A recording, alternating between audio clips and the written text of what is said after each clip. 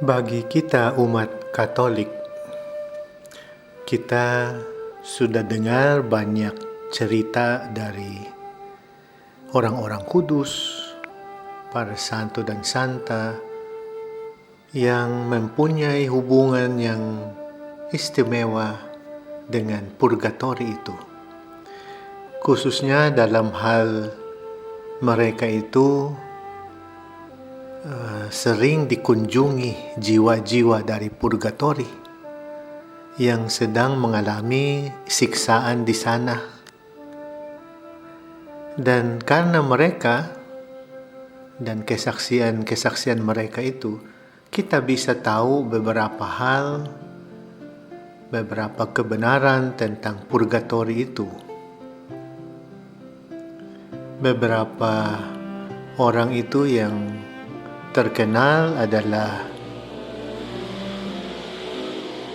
misalnya Santo Padre Pio, mungkin yang termasuk yang paling terkenal. Ada Santa Faustina, ada Santo Nicolas, juga ada Santo Paus Gregorius Agung, dan yang lebih di zaman modern ini ada yang namanya Maria Sima dari Austria. Mereka ini ada pengalaman-pengalaman unik, bisa berkomunikasi langsung dengan jiwa-jiwa dari purgatori yang pasti diizinkan Tuhan untuk datang ke dunia ini. Karena saya pernah baca beberapa kesaksian ini dari orang-orang kudus ini, saya juga dari cukup lama mempunyai katakan devosi kepada jiwa-jiwa di purgatori.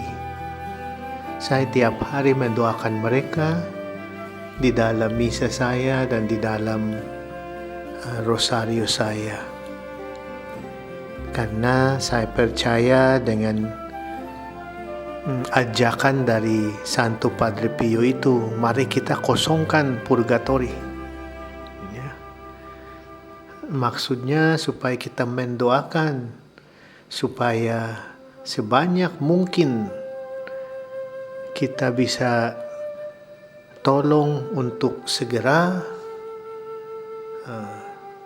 lulus dari purgatori dan masuk surga. Kalau bisa semua mereka itu, kenapa tidak? So, saya mendapatkan teladan itu dari para kudus ini. Hanya saya suka katakan di dalam doa, khususnya kepada jiwa-jiwa di purgatori itu yang saya doakan, tidak perlu mampir ke saya, langsung ke surga saja.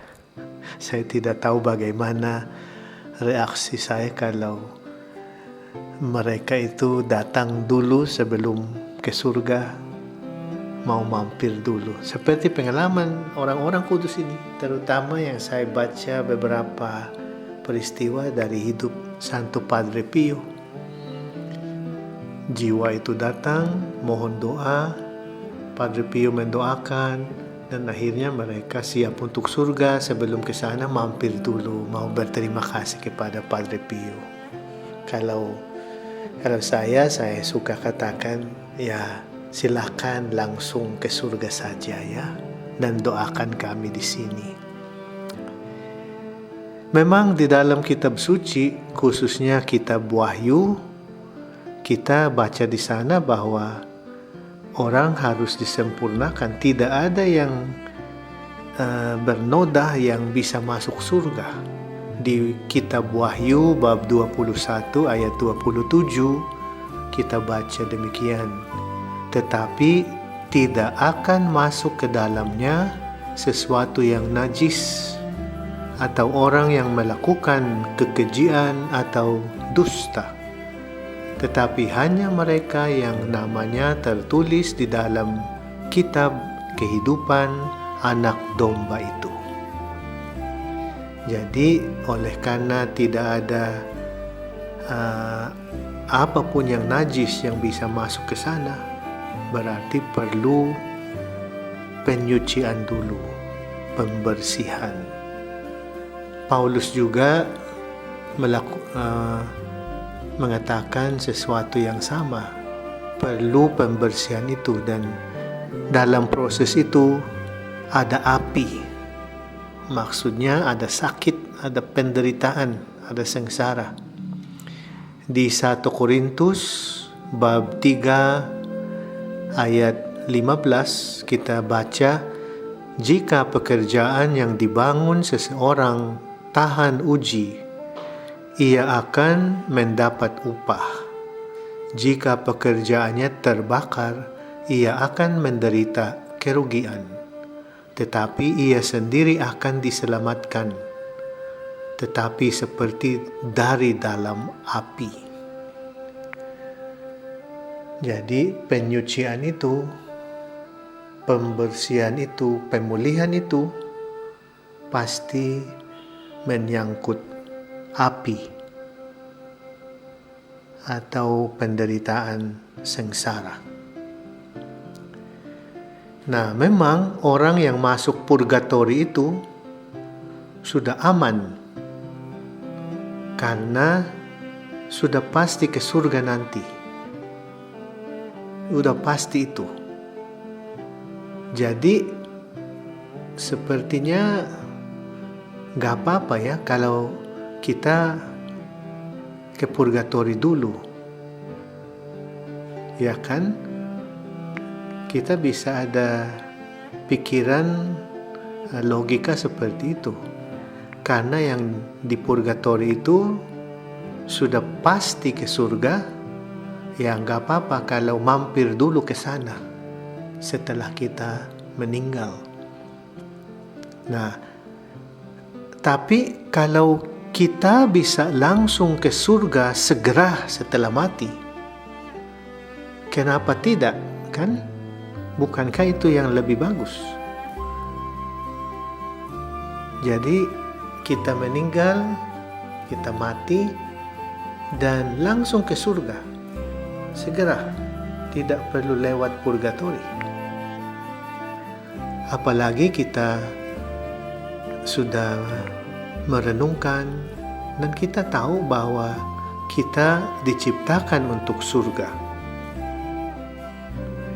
Dan Tuhan memberikan segala sarana yang kita butuh untuk mencapai tujuan itu. Tuhan begitu ingin kita bersatu dengannya di surga itu. Jadi dia memfasilitasi semua. Tinggal kita membuka hati kita dan kerjasama dengan Tuhan dan rahmat yang dia limpahkan kepada kita. Jadi tinggal kita berusaha sungguh-sungguh, berjuang, dan ada jatuh bangun. Yang penting di depan itu selalu tujuan kita itu, surga. Dan kita menerima dengan rendah hati semua pencobaan yang datang kepada kita selama kita hidup di dunia ini. Selain itu, kita melakukan penitensi dan mati raga, kita rela berkorban, dan kita menerima pencobaan-pencobaan itu dalam bentuk entah penyakit atau suatu pengalaman yang menyedihkan, misalnya kehilangan orang yang kita cintai. Ada juga pencobaan-pencobaan dalam bentuk musibah, termasuk yang disebabkan oleh kejahatan orang lain, kita dirugikan dan sebagainya. Semua sengsara dan semua yang tidak enak itu di dalam hidup kita, kita terima dengan rendah hati. Itu sudah menjadi purgatori bagi kita. Oleh karena itu, para martir itu yang dengan berani bisa memberi kesaksian sampai dibunuh, dan mereka wafat demi iman. Mereka itu, kepercayaan kita adalah langsung ke surga, karena kemartiran itu adalah pengorbanan yang paling tinggi. Kalau kita rela mempertaruhkan segalanya, kita rela menyerahkan semuanya, termasuk hidup kita itu, demi Tuhan, itu martir yang sejati. Biasanya untuk menjadi santo dan santa itu ada proses, ada tahap-tahap. Misalnya tahap hamba Tuhan perlu mujizat lagi menjadi beatus, beata. Satu mujizat lagi baru menjadi santo atau santa. Kalau martir itu meninggal karena martir, dibunuh karena iman, karena demi Tuhan, itu gereja selalu percaya itu butuh suatu rahmat yang luar biasa, dan bahwasannya orang itu sanggup mati sebagai martir itu alasan cukup untuk menyatakan dia itu santo, dan artinya dia langsung ke surga. Nah, kita kebanyakan tidak mengalami kemartiran seperti itu, tetapi yang hidup sehari-hari dengan menerima pencobaan yang datang kepada kita, itu sudah menjadi pemurnian, silih, dan pemulihan bagi kita atas dosa-dosa manusia dan dosa-dosa kita sendiri. Jadi, kalau misalnya kita jadikan sebagai tujuan hidup kita, ya, kita memutuskan saya tidak mau ke purgatori karena saya mau langsung ke surga nanti setelah saya mati. Misalnya itu menjadi cita-cita kita dan tujuan hidup kita. Saya tidak mau ke purgatori, saya mau langsung ke surga nanti. Apakah itu bisa? Ya, tentu saja kita bisa melakukan atau memutuskan itu sebagai tujuan hidup kita. Lain lagi itu akan jadi atau tidak. Tetapi kita bisa membuat itu sebagai resolusi kita, sebagai cita-cita kita. Saya tidak mau ke purgatori, saya mau langsung ke surga. Kalau purgatori itu adalah keadaan di mana jiwa itu disucikan dan dibersihkan, nah berarti saya tidak mau disucikan dan dibersihkan di purgatori. Saya mau proses itu di sini saja. Apakah itu bisa? Secara teori bisa. Purgatori kan tempat atau keadaan di mana kita menanggung konsekuensi dari dosa dan kesalahan kita, seperti renungan kita sebelumnya.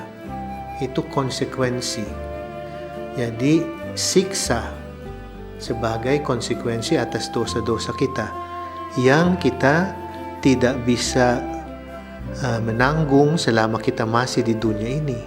Tetapi karena kita keburu dipanggil Tuhan, jadi itu konsekuensi itu kita tanggung di purgatori. Nah, kita bisa mencita-citakan, kita bisa membuat sebagai tujuan, saya mau proses itu di sini saja. Konsekuensi itu atas semua dosa-dosa saya sebagai siksa, saya mau meminta Tuhan supaya itu di sini saja, di dalam hidup saya di dunia ini, bukan di purgatori. Saya mau Tuhan menyucikan saya di sini. Bisa. Nah, mungkin sebagai contoh atau ilustrasi, kita semua pernah sakit gigi kan? Ada yang mungkin sakitnya sakit banget, ada yang biasa-biasa saja. Tapi ya pengalaman kita sakit gigi itu tidak enak. Dan walaupun kalau kita ke dokter gigi itu biasanya dokter gigi itu baik dan mereka ramah dan mereka sangat ramah khususnya kepada anak-anak kecil. Kliniknya biasanya bagus, bersih, pakai AC, dan kita diperlakukan pada umumnya dengan sebaik-baiknya. Tapi bayangkan bahwa teman-teman kita, grup kita itu ada outing, menikmati pantai, dan sungguh-sungguh bersukacita di sana. Tetapi kita harus ke dokter gigi. Siapa sih yang mau duduk di klinik dokter gigi itu? Kita disiksa di sana, kita mengalami stres di sana karena gigi kita harus diurus dan diobati dan sebagainya. Sedangkan teman-teman kita menikmati outing itu. Gak enak kan perasaannya. Saya harusnya bersama dengan teman-teman itu, tapi saya ada di sini. Walaupun saya tahu ini penting, ini harus. Gigi saya harus diobati, kalau tidak ya makin sengsara saya dan gigi saya makin rusak. Bisa saja tidak bisa diselamatkan lagi. So begitu. Nah, begitu juga kalau kita ada suatu keinginan, aku tidak mau ke purgatori, aku mau ke surga. Dan itu bisa dengan cara bagaimana? Dengan meminta dari Tuhan dan menerima dari Tuhan konsekuensi dan siksa atas semua kekurangan, kesalahan dan dosa-dosa saya. Apa saja yang harus diperbaiki dalam hidup saya lakukan sekarang. Tidak perlu tunggu untuk purgatori. Apakah ada hal-hal di dalam hidup kita saat ini yang perlu ditegur oleh Tuhan? Perlu diperbaiki, perlu dikoreksi? Apakah hal-hal di dalam hidupmu saat ini yang perlu disucikan dan dimurnikan oleh Tuhan? Kalau kita ingin supaya hidup ini sudah menjadi purgatori, itu harus. Ya, kalau kita mau tunggu sampai purgatori, sepertinya itu cukup susah di sana. Tentu saja api sengsara di sana tidak seperti yang di neraka. Di neraka itu berkali-kali lipat. Tapi tetap pasti sakit. Kalau kita dengar kesaksian-kesaksian, kita baca kesaksian-kesaksian para kudus itu yang mempunyai pengalaman berkomunikasi dengan jiwa-jiwa di purgatori, mereka sungguh menderita di sana. Sengsaranya luar biasa. Memang, mereka sudah pasti ke surga, tetapi itu masih lama. Lama karena perhitungannya di sana tidak sama dengan cara kita menghitung di dunia ini. Mungkin yang 1 jam bagi kita di sini cepat, tapi 1 jam itu di purgatori itu berkaitan dengan kekekalan. Jadi barangkali berkali-kali lipat. So mereka sudah pasti ke surga, tapi pasti masih membutuhkan banyak waktu. Dimurnikan dan disucikan Tuhan di sini selagi kita masih di dunia ini pasti jauh lebih mudah daripada kalau tunggu sampai kita ada di purgatori. Jadi apa yang perlu dibereskan, diperbaiki, dimurnikan saat ini di dalam hidupmu? Apakah itu harus mengampuni seseorang? Kenapa harus tunggu sampai purgatori baru itu harus ditebus, harus mengalami siksa sampai pengampunan itu sudah tercapai? Kenapa tidak mengampuni sekarang di sini? Atau barangkali kita harus meminta maaf. Kenapa tidak lakukan sekarang? Mungkin kita berhutang dan kita harus bayar utang. Dan kita lari terus, sembunyi terus, tidak mau bayar utang. Kamu mau tunggu sampai ada di purgatori baru bayar utang itu? Atau mungkin memperbaiki suatu relasi, terutama hubungan di dalam keluarga, relasi dengan pasanganmu, relasi dengan anak-anakmu. Atau barangkali kita perlu mengembalikan sesuatu yang pernah kita curi. Mungkin di tempat kerja atau dalam bentuk korupsi dan sebagainya. Mungkin waktu kecil kita mencuri dari teman. Atau barangkali ada tugas yang tidak diselesaikan, kita tunda-tunda terus. Apa kita masih tunggu untuk purgatori baru kita dapat siksa untuk tugas yang tidak diselesaikan itu? Kenapa tidak sekarang ini di sini supaya selesainya job well done? Dan berapa kesempatan-kesempatan yang hilang, kesempatan untuk menolong, kesempatan untuk mengatakan sesuatu yang baik, mengucapkan selamat kepada anak kita yang berhasil dalam sekolahnya, mengucapkan terima kasih kepada orang yang telah membantu kita. Kenapa masih ditunda-tunda? Apa kita masih tunggu purgatori supaya menanggung konsekuensinya? Bagaimana dengan janji-janji kita yang belum dipenuhi? Janji kepada suami, kepada istri, janji-janji kita kepada anak-anak, atau janji kita kepada teman-teman. Kenapa tidak dipenuhi sekarang janji itu? Atau kebohongan-kebohongan yang mesti diluruskan itu. Kita sering berbohong. Kadang bohong besar, kadang bohong kecil. Nah, kenapa tidak diluruskan sekarang? Apakah mau tunggu purgatori? Di atas semuanya ini, cara yang paling baik sebagai persiapan untuk surga dan tidak perlu mampir ke purgatori adalah berhenti berbuat dosa. Seperti permintaan Bunda Maria di Fatima, berhentilah berbuat dosa.